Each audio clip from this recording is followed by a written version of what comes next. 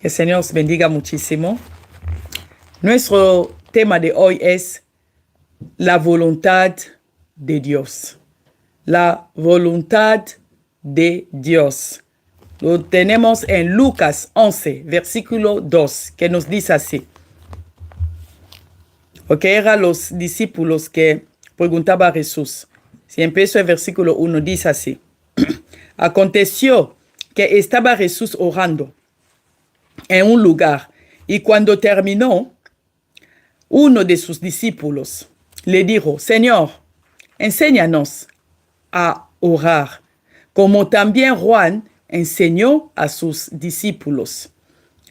Y les dijo: cuando oréis, decid: Padre nuestro que estás en los cielos, santificado sea tu nombre, venga tu reino, hágase tu voluntad como en los cielos, así también en la tierra. Eso Jesús dijo a sus discípulos. Según la Biblia, la voluntad de Dios se refiere a sus propósitos, deseos y el plan soberano que tiene para la humanidad. Repito, la voluntad de Dios, según la Biblia, se refiere a sus propósitos, deseos y el plan soberano que Dios tiene para la humanidad. Primero, porque si lees aquí, cuando hemos leído, ha dicho: cuando recéis, decid: Padre nuestro que está en los cielos, santificado sea tu nombre, venga tu reino, hágase tu voluntad. Ha dicho primeramente ¿dónde? Como en el cielo, y segundamente dice así también en la tierra. Significa que primeramente cualquier cosa antes de pasar en este mundo tiene que pasar primero por la voluntad de Dios. Si el cielo la aprueba, y entonces se cumplirá aquí en el cielo. Si Dios, quiero decir, significa, si Dios no aprueba algo, no se cumplirá en la tierra.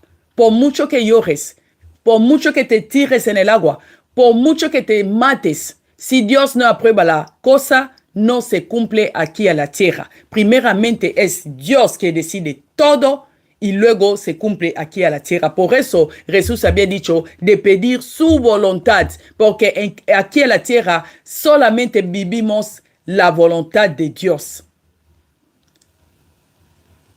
La tierra existe por la voluntad de Dios. Tú y yo existimos por la voluntad de Dios. En el caso contrario, nada.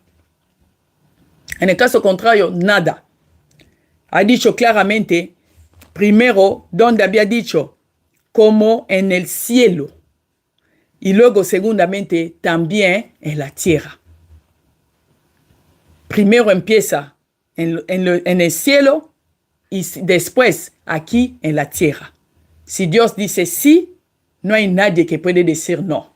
Si Dios dice no, no hay nadie que puede decir sí. Cambiar el no de Dios a sí o cambiar el sí de Dios a no. Nadie. Todo se hace según la voluntad de Dios. Fuera de la voluntad de Dios, nada. Si Dios no aprueba algo, dice que no te vas a sanar de esta enfermedad. Por muchos millares que tengas en tu cuenta bancaria, nada va a pasar. Vas a atravesar, viajar en el mundo entero buscando médicos a médicos, curanderos o curanderas en el mundo. Pero si Dios dice que de esta enfermedad no te vas a salvar, no te vas a salvar. No te vas a sanar, no te vas a sanar. Así es. Todo se cumple según la voluntad de Dios. Por eso muchas veces decimos, no tenemos que tener por derecho dormir y despertar. Derecho, no. Por eso David ha dicho, yo me acosté y dormí y me desperté porque Jehová me sustentaba. David reconoció hasta que dormir y despertar está en la voluntad de Dios. Porque la Biblia dice, Él hace salir el sol y también hacer salir la luna día y noche, por los malos como también por los buenos. Así que, sea malo o bueno, tu dormir, tu despertar está en la voluntad de Dios. No es por derecho. Tenemos costumbre de dormir y despertar, es mi derecho. No, no es tu derecho. Es por la gracia de Dios, es por su misericordia, es por su voluntad que dormimos y despertamos. Por eso David ha dicho eso en Salmos, creo que en Salmos 4, versículo 5. Ha dicho, o en Salmos 3, versículo 5, ha dicho que yo me acosté y dormí y me desperté porque Jehová me sustentaba. Ese Dios, todo se hace primero según la voluntad de Dios, no nuestra voluntad. Nadie puede imponer a Dios su voluntad, nadie. Nadie, incluso Jesús él mismo, cuando estaba aquí bajo tierra, había pedido la voluntad de Dios según la palabra de Dios en Lucas 22, versículo 42, que había dicho, Padre, si quiere, porque rezó por él mismo 3 veces en el monte de Getsemaní. Había dicho, todo el tiempo había rezado 3 veces. Él rezó 3 veces, diciendo, Padre, si quiere, pasa de mí esta copa. Y dijo después, pero no se haga mi voluntad, sino la tuya. Hasta Jesús él mismo, él es Dios. Pero dijo, Padre, quítame esa copa. En el mismo tiempo dijo, pero que no se haga mi voluntad, que se haga tu voluntad, porque él sabía muy bien que la voluntad de Dios en la vida de los hombres, aquí bajo tierra, es la voluntad perfecta. Es la voluntad perfecta. Por muy difícil parezca la cosa, pero si está en su voluntad, créame, es perfecta. Es perfecta. Vamos a seguir, así vas a comprender dónde vamos. Así vas a comprender dónde vamos. ¿Dónde vamos? En el Antiguo Testamento, los antiguos conocían la voluntad de Dios a través de los profetas o a través de sueños, porque Dios habló con muchos también a través de sueños. Incluso hasta hoy en día, Dios nos hace conocer a cada uno de nosotros o en el mundo también cosas a través de sueños, que es muy importante de no hacer pasar sueños por muy poco o insignificante que te parezca, siempre tiene una palabra de Dios ahí abajo.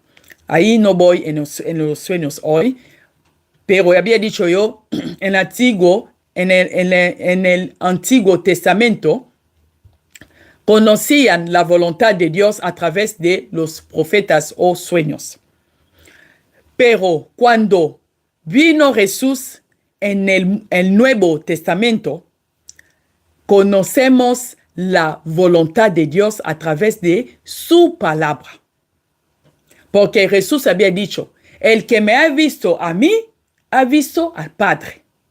El que me conoce a mí, también ha conocido al Padre. Eso era palabra de Dios que de Jesús hablaba con Felipe. Le decía eso. El que me ha visto a mí, ha visto al Padre. Y si vamos en Jeremías 29, versículo 11, ¿qué nos dice la palabra de Dios?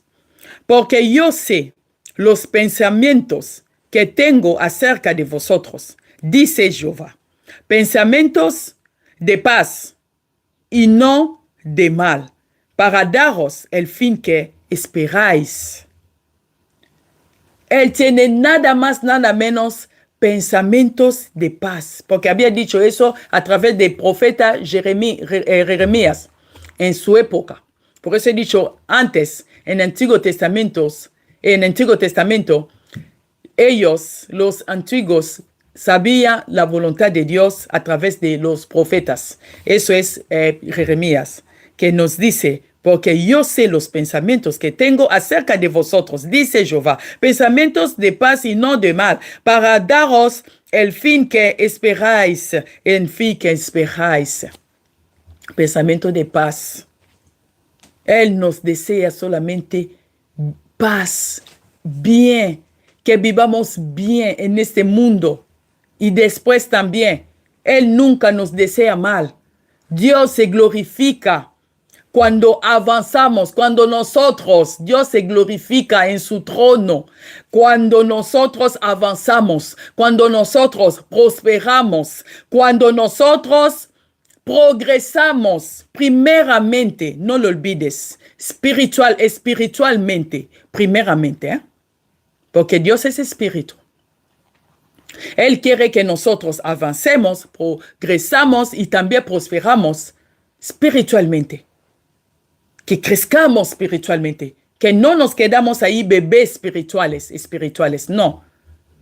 Por eso dice la palabra, la exposición de tus palabras, alumbra mi camino y hace entender a los simples. Incluso lo simple aquí, la Biblia se refiere, da inteligencia. La palabra da inteligencia a los que no tienen. Los discípulos, por ejemplo, la mayoría de ellos eran pueblorinos. No estudiaron, no tenían conocimiento de nada. La mayoría de ellos. Pero estando con Jesús, que es la palabra les dio entendimientos. Y ellos escribieron el Nuevo Testamento, cada uno de ellos un poquito.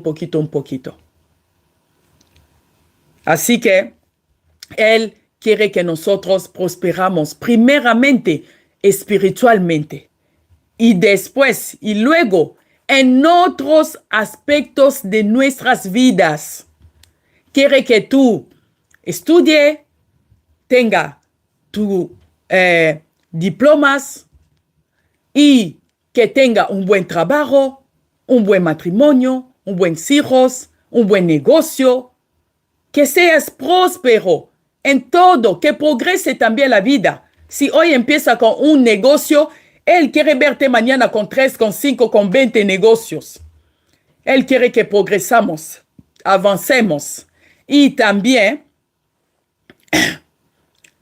prosperamos espiritualmente y después en otros aspectos de nuestras vidas.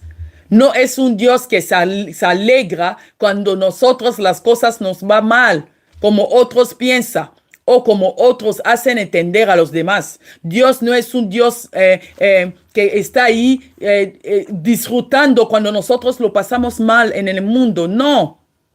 Todo lo que pasa en el mundo es por causa del pecado. Lo repito muchas veces. Porque la gente dice, si Dios existe, ¿por qué tanta calamidad en el mundo? La calamidad está por culpa del pecado. Es el pecado que trae la calamidad, trae la maldición. Y la maldición nos trae ¿qué? La muerte espiritual y física. Y también la pobreza y la enfermedad. Es lo que trae la maldición. Y la maldición viene ¿de dónde? Del pecado. Cuando nosotros en el mundo no paramos de pecar, la calamidad, la maldición seguirá allí.